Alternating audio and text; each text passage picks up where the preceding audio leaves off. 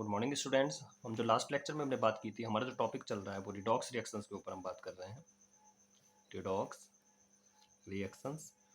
और redox reactions में हमारा जो फर्स्ट टॉपिक था वो हम ऑक्सीडेशन नंबर पे बात कर रहे थे। Oxidation number, oxidation number. और ऑक्सीडेशन नंबर में हम KI3 तक पहुंच गए थे। तो मैं फिर से रिपीट कर रहा हूँ, लास्ट लेक्चर में हम कहाँ थे? KI3। अगर हम KI3 की बात करें तो KI3 में अगर ऑक्सीडेशन नंबर निकालें तो ऑक्सीडेशन नंबर कैसे निकालेंगे? देखिए, वो डिपेंड करेगा यहाँ पर कि जो क्वेश्चन आपका आया है कि उसमें ऑप्शंस कैसे हैं। सपोज वहाँ पे ऑप्शंस में सिर्फ एक ही ऑक्सीडेशन दिया है, तो फिर हम कैसे निकालेंगे? KI3 हम इसको क्या करेंगे? आई का निकालना है, तो के पे कितना चार्ज होता है? +1। 3x ऊपर कोई चार्ज नहीं, इक्वल 0, तो 3x इक्वल कितना हो जाएगा? -1। और x इक्वल -1/3। लेकिन अगर एग्जाम में क्वेश्चन आया है और वहाँ पे ऑप्शंस 2 दिया है, तो फिर क्या होगा? ये जो KI3 है ये टूट जाएगा। और कैसे टूटेगा? डिसोसिएट होगा KI + I2। तो I2 का कितना होगा? इसका तो 0 हो जाएगा, क्योंकि होमो एटॉमिक कंडीशन में जैसे N2 हो, F2 हो, है ना, Cl2 हो, तो यहाँ पे क्या होता है? इनका ऑक्सीडेशन नंबर आपका 0 रहेगा। तो इस तरह से यहाँ पे अगर I2 की बात करें तो इसका ऑक्सीडेशन नंबर कितना हो गया? 0। और यहाँ पे अगर हम ऑक्सीडेशन निकालें तो K पे कितना चार्ज होता है? +1। x इक्वल 0, तो x इक्वल कितना आ जाएगा? -1। देखिए, नेक्स्ट अगर हम बात करें तो इस तरह से भी क्वेश्चन आ सकता है, C3O2। C3O2, देखिए अगर इस तरह से क्वेश्चन आता है C3O2 या C5O2, तो यहाँ पे जब भी क्वेश्चन आएगा ऑक्सीडेशन नंबर पे तो वो आपको स्ट्रक्चर बना के देगा। अगर हम C3O2 के स्ट्रक्चर बनाए तो कैसे बनेगा? OC double bond C double bond C double bond O, क्योंकि 3 कार्बन है। अब वो क्या करेगा? इस पे स्टार लगा देगा कि इस वाले कार्बन का ऑक्सीडेशन नंबर कितना होगा। तो याद रखिए, अगर कार्बन बोथ साइड, दोनों साइड कार्बन से ही अटैच है, अगर ये कार्बन दोनों साइड कार्बन से ही अटैच है तो याद रखना इसका ऑक्सीडेशन नंबर 0 होगा। ठीक है। लेकिन अगर ये वाला कार्बन दूसरे एटम से अटैच है, अब ये देखो ये कार्बन किससे अटैच है? ऑक्सीजन से, तो वहां पे इस कार्बन का जो ऑक्सीडेशन नंबर होगा वो +2 होगा और इस ऑक्सीजन का -2 होगा। तो याद रखना, जब कार्बन कार्बन से ही अटैच होगा तो उस कंडीशन में उसका ऑक्सीडेशन नंबर 0 होना है।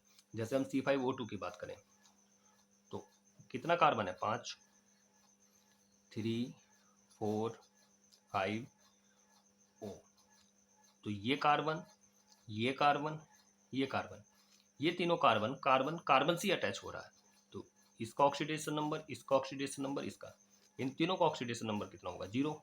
लेकिन ये वाला जो कार्बन है और ये जो कार्बन है उनका ऑक्सीडेशन नंबर कितना होगा? इसका +2, इसका -2, क्योंकि ये वाले जो कार्बन है ये ऑक्सीजन से अटैच है, तो +2 -2। तो इस तरह से आपको क्या करना है? ऑक्सीडेशन नंबर निकालना है। आगे देखिए, एक यहाँ पे ये एग्जाम्पल बहुत ज़्यादा इंपॉर्टेंट होता है, लिथियम एल्यूमिनियम हाइड्राइड। और इस क्वेश्चन में वो एल्यूमिनियम को पूछता है। देखिए, अगर हम इसके नाम की बात करें तो इसका नाम क्या है? Lithium aluminium hydride. तो जहाँ पे हाइड्रोजन को हम हाइड्राइड बोले, हाइड्रोजन को क्या बोले? हाइड्राइड। ये बात याद रखना। तो जहाँ पे हम हाइड्रोजन को हाइड्राइड बोलते हैं वहाँ पे जो हाइड्रोजन अपना ऑक्सीडेशन शो करता है वो -1 शो करता है। मैक्सिमम बच्चा यहाँ पे प्लस कर लेता है, प्लस नहीं करना है। अगर जब भी हम किसी कंपाउंड का नाम ले रहे हैं और वहाँ पे हम हाइड्रोजन को हाइड्राइड की फॉर्म में ले रहे हैं, किस फॉर्म में ले रहे हैं? हाइड्राइड। तो हाइड्राइड की फॉर्म में ऑलवेज जो हाइड्रोजन है वो -1 शो करेगा। तो अब अगर हम इसका ऑक्सीडेशन निकालें तो लिथियम पे कितना चार्ज होता है? फर्स्ट ग्रुप का है, +1। एल्यूमिनियम पे इसका तो निकाल ही रहे हैं, तो इसको क्या मान लेंगे? x। लेकिन यहाँ पे जो हाइड्रोजन है किस फॉर्म में? हाइड्राइड। और हाइड्राइड की फॉर्म में कितना शो करेगा? -1। तो -1 इक्वल 0, तो +1 + x प्लस माइनस -4 इक्वल 0। तो x इक्वल ये इधर +4 और इधर जाके क्या होगा? माइनस। तो x इक्वल कितना आ जाएगा? +3। तो फर्स्ट लेक्चर में मैंने जो बहुत ज़्यादा इंपॉर्टेंट है वो ऑक्सीडेशन बताया और कुछ ये इंपॉर्टेंट ऑक्सीडेशन था, इसके ऊपर डिस्कस किया। देखिए आगे क्या बात आती है, अगर हम आगे बात करें इस टॉपिक में तो आगे इसमें आता है ऑक्सीडेशन रिडक्शन में। ऑक्सीडेशन नंबर हो गया, रिडॉक्स। अब आपको ये देखना है कि मैंने, मान लीजिए मैंने एक रिएक्शन दिया है आपको 2FeCl2 प्लस SnCl2, तो यहाँ पे क्या हो जाएगा आपका? यहाँ पे 2FeCl3 है, तो यहाँ पे क्या हो जाएगा? 2FeCl2 और SnCl4। ये रिएक्शन दे दिया है मैंने। जैसे ये रिएक्शन दिया है तो मैं आपसे पूछ रहा हूँ कि किसका इसमें ऑक्सीडेशन हो रहा है, किसका इसमें रिडक्शन हो रहा है। तो अब आपको क्या देखना है, नेक्स्ट बात जो मैं आपको बता रहा हूँ वो आपको ये देखना है कि किसका ऑक्सीडेशन हो रहा है और किसका रिडक्शन हो रहा है, क्योंकि ऑक्सीडेशन नंबर निकालना पहले जरूरी था, क्योंकि ऑक्सीडेशन नंबर निकालना आ गया है अब आपको। अब आप इजीली बता सकते हैं किसका ऑक्सीडेशन हो रहा है, किसका रिडक्शन हो रहा है। लेकिन एक बात याद रखिए, इसके लिए बहुत ईजी एक कॉन्सेप्ट होता है।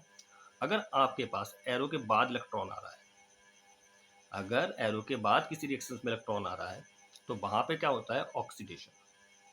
क्या होता है आपका, ऑक्सीडेशन। और अगर एरो से पहले इलेक्ट्रॉन आ रहा है तो आपका क्या हो जाता है, रिडक्शन। आपका क्या हो जाता है, रिडक्शन। तो अगर एरो के बाद इलेक्ट्रॉन आ रहा है तो ऑक्सीडेशन, एरो से पहले आ रहा है रिडक्शन। कैसे, अब यहाँ पे एरो से पहले FeCl3 है तो FeCl3 किससे जाकर मिलेगा, Fe वाले से, और Sn वाला किससे जाके मिलेगा, Sn वाले से। तो एक रिएक्शन क्या बनी आपकी, FeCl3 से क्या बन गया आपका, FeCl2। ओके, और एक जगह क्या बना है आपका, SnCl2 से क्या बन गया आपका, SnCl4। SnCl4। तो FeCl3 से क्या बना है, FeCl2। SnCl2 से क्या बन रहा है आपका, SnCl4। तो अगर हम इसका ऑक्सीडेशन निकालें तो x plus 3 minus 1 equal 0। Cl ऊपर कोई चार्ज नहीं है, Cl पे -1 होता है, तो x माइनस 3 इक्वल 0। तो x इक्वल कितना हो गया, +3। और यहाँ पे अगर हम निकालें तो x प्लस 2 माइनस 1 इक्वल 0, तो x इक्वल कितना आ गया, +2। तो यहाँ पे देखो Fe कितना शो कर रहा है, +3। इधर Fe कितना शो कर रहा है, +2। तो जिस साइड ज़्यादा हो, जिस साइड ज़्यादा होता है, किस साइड ज़्यादा है, इस साइड ज़्यादा है। कितना ज़्यादा है, यहाँ पे +2 है, यहाँ पे कितना है, +3 है, तो कितना ज़्यादा है, एक इलेक्ट्रॉन ज़्यादा है। तो एरो से पहले इन्वॉल्व हुआ है, एरो के बाद नहीं। तो जब एरो से पहले इन्वॉल्व होगा तो उसे आप क्या कह देंगे, रिडक्शन। एरो से पहले जब भी इलेक्ट्रॉन आता है उसको हम क्या कह देते हैं, रिडक्शन। सेकंड केस क्या है, SnCl2 से, तो x प्लस 2 माइनस 1 इक्वल 0। तो x इक्वल कितना आ गया, +2। और इस कंडीशन की बात करें तो x प्लस Cl कितना है, 4। 4 माइनस 1 इक्वल 0, तो x इक्वल कितना आ जाएगा, +4। तो यहाँ पे क्या कर रहा है कि जो Sn है वो 2 पॉजिटिव है और इस साइड Sn कितना है, 4 पॉजिटिव है। तो इधर 2 है, इधर कितना आ रहा है, 4 आ रहा है ना। इधर 2 है प्लस के, इधर कितना आ रहा है, प्लस के 4 आ रहा है। तो कितना ज़्यादा हो रहा है, 2 ज़्यादा हो रहा है। तो जिस साइड ज़्यादा हो, बैलेंस करने के लिए रिएक्शन उसी साइड इलेक्ट्रॉन को जोड़ दिए। जिस साइड भी ज़्यादा होगा रिएक्शंस को बैलेंस करने के लिए उसी साइड इलेक्ट्रॉन जोड़ दो। अगर वो एरो से पहले जुड़ रहा है तो रिडक्शन है, एरो के बाद जुड़ रहा है तो ऑक्सीडेशन है। तो इसका मतलब क्या है कि इस रिएक्शन में FeCl3 FeCl2 में क्या शो कर रहा है, रिडक्शन। और SnCl2 SnCl4 में क्या शो कर रहा है, ऑक्सीडेशन।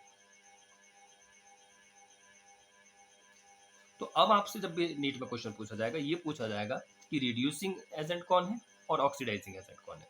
तो याद रखिए, जिसका रिडक्शन होता है, क्या होता है, रिडक्शन, वो किसकी तरह काम करता है, ऑक्सीडाइजिंग एजेंट। ऑक्सीडाइजिंग एजेंट की तरह काम करता है। और जिसका ऑक्सीडेशन होता है वो ऑलवेज रिड्यूसिंग की तरह काम करता है। अपोजिट चलना है, जिसका ऑक्सीडेशन हुआ है वो किसकी तरह काम करेगा, रिड्यूसिंग की तरह, और जिसका रिडक्शन हुआ है वो किसकी तरह काम करेगा, ऑक्सीडाइजिंग एजेंट की तरह। याद रखेंगे आप, मैंने ऑक्सीडेशन रिडक्शन आपको करना सिखा दिया है। जिस साइड भी इलेक्ट्रॉन ज़्यादा हो उसी साइड इलेक्ट्रॉन जोड़ दीजिए। एरो से पहले है तो क्या हो जाएगा, रिडक्शन, और एरो के बाद है तो क्या हो जाएगा, ऑक्सीडेशन। जिसका रिडक्शन होता है वो ऑक्सीडाइजिंग की तरह काम करता है, और जिसका ऑक्सीडेशन होता है वो रिड्यूसिंग की तरह काम करता है। ओके, इस बात को याद रखना, रिडक्शन वाला ऑक्सीडाइजिंग और ऑक्सीडेशन वाला रिड्यूसिंग। ठीक है, आगे देखते हैं। अब इसमें नेक्स्ट कंडीशन क्या है, देखिए कभी कभी डायरेक्टली पूछ लेता है। मैं अगर आपसे कहूँ CO2, क्या ये रिड्यूसिंग है या ऑक्सीडाइजिंग है। मेरा क्वेश्चन ये है कि CO2 क्या रिड्यूसिंग है या ऑक्सीडाइजिंग है, ऑक्सीडाइजिंग एजेंट। तो देखो कुछ नहीं करना होता है, आप ये देख लीजिए कि इसका सेंटर एटम कौन है, कार्बन है। सेंटर एटम कौन होता है, जो अकेला होता है। सेंटर एटम कौन हो गया इसमें, कार्बन। आप CO2 लिखिए, सेंटर एटम जो है उसका ऑक्सीडेशन निकाल लेते हैं। अब कार्बन का जब ऑक्सीडेशन निकालेंगे तो x प्लस 2 माइनस 2 इक्वल 0, तो x plus minus minus 4 equal 0, और x इक्वल कितना आ जाएगा 4। अब ये कार्बन जो है, देखो ऑक्सीडेशन का एकदम पता चल जाता है, रिड्यूसिंग एजेंट है, ऑक्सीडाइजिंग एजेंट है। ऑलवेज याद रखिए, क्या बात याद रखनी है, ये एस और पी ब्लॉक के लिए बता रहा हूँ मैं, डी ब्लॉक के लिए भी एक शॉर्ट ट्री दूंगा। अब यहाँ पे एक शॉर्ट ट्री का अप्लाई होगी। ये देख लो सेंटर एटम कौन से ग्रुप का है, फोर्थ का है। कौन से ग्रुप का है, फोर्थ का है। अगर ये फोर्थ ग्रुप का है और इसका ऑक्सीडेशन नंबर भी 4 आ जाए, सेंटर एटम जिस ग्रुप का होता है, सेंटर एटम जिस ग्रुप का होता है और उसका ऑक्सीडेशन नंबर भी वही आ जाए, तो वो ऑक्सीडाइजिंग की तरह काम करता है। अब कार्बन क्या है, फोर्थ ग्रुप का है, ऑक्सीडेशन नंबर भी कितना आ गया 4, इसका मतलब CO2 क्या है, एक आपका ऑक्सीडाइजिंग एजेंट है, ऑक्सीडाइजिंग एजेंट है, ऑक्सीकारक की तरह कार्य करेगा, ऑक्सीडाइजिंग एजेंट है। जैसे मैं आपसे कहूँ SO3 किसकी तरह काम करेगा, तो यहाँ पे SO3 है तो इसका ऑक्सीडेशन निकाल लेंगे। सल्फर सेंटर एटम, इसको क्या मान लिया आपने x, और 3 माइनस 2 इक्वल 0, तो x प्लस माइनस 6 इक्वल 0, तो x इक्वल कितना आ गया +6, तो ऑक्सीडेशन नंबर कितना है +6। और सल्फर होता भी कौन से ग्रुप का है, बोलो, सल्फर कौन से ग्रुप का होता है, 6 ग्रुप का होता है। तो सेंटर एटम जिस ग्रुप का हो और उसका ऑक्सीडेशन नंबर भी वही आ जाए, तो आप क्या करेंगे, उसको क्या कहेंगे, ऑक्सीडाइजिंग एजेंट। तो SO3 क्या होता है, एक ऑक्सीडाइजिंग एजेंट। ओके, अब हम बात करते हैं डी ब्लॉक एलिमेंट्स की। तो डी ब्लॉक एलिमेंट्स में भी बहुत इजी ट्रिक मैं आपको बता रहा हूँ। डी ब्लॉक एलिमेंट्स में भी अगर मैं आपसे पूछूं कि कौन ऑक्सीडाइजिंग है कौन रिड्यूसिंग है, इसमें दो बहुत इंपॉर्टेंट होते हैं, जैसे एक KMnO4, एक क्या होता है आपका K2Cr2 7, very very most important. अगर मैं आपसे कहूँ ये किसकी तरह काम करेंगे, तो याद रखिएगा डी ब्लॉक का एलिमेंट्स का, डी ब्लॉक का एलिमेंट्स कौन है इसमें, Mn, इसमें कौन है Cr। अगर डी ब्लॉक एलिमेंट अगर ऑक्सीडेशन नंबर +5 +6 या +7 शो करता है, तो याद रखना वो ऑक्सीडाइजिंग की तरह काम करेगा, ऑक्सीडाइजिंग एजेंट की तरह काम करेगा। और वो ऑक्सीडेशन नंबर अगर +1 या +2 शो करता है, तो वो आपका रिड्यूसिंग की तरह काम करेगा, रिड्यूसिंग एजेंट की तरह काम करेगा। अब मैं अगर आपसे इसी में बात करूं कि KMnO4 क्या ऑक्सीडाइजिंग है या रिड्यूसिंग है, कैसे पता चलेगा, तो सेंटर एटम का ऑक्सीडेशन निकाल लेंगे। अब K पे कितना चार्ज होता है +1, MnX +4 - 2 इक्वल 0, तो +1 +x 4 माइनस ये कितना आ गया 8 0, तो x इक्वल कितना आ गया +8, और ये इधर जाके क्या होगा माइनस का, तो x इक्वल कितना आ गया +7। तो डी ब्लॉक का एलिमेंट से कितनी शो कर रहा है +7, तो किसकी तरह काम करेगा, ऑक्सीडाइजिंग एजेंट। तो KMnO4 क्या है, ऑक्सीडाइजिंग एजेंट है। K2Cr2O7 देख लेते हैं, K2Cr2O7 ये मैंने आपको दिया है।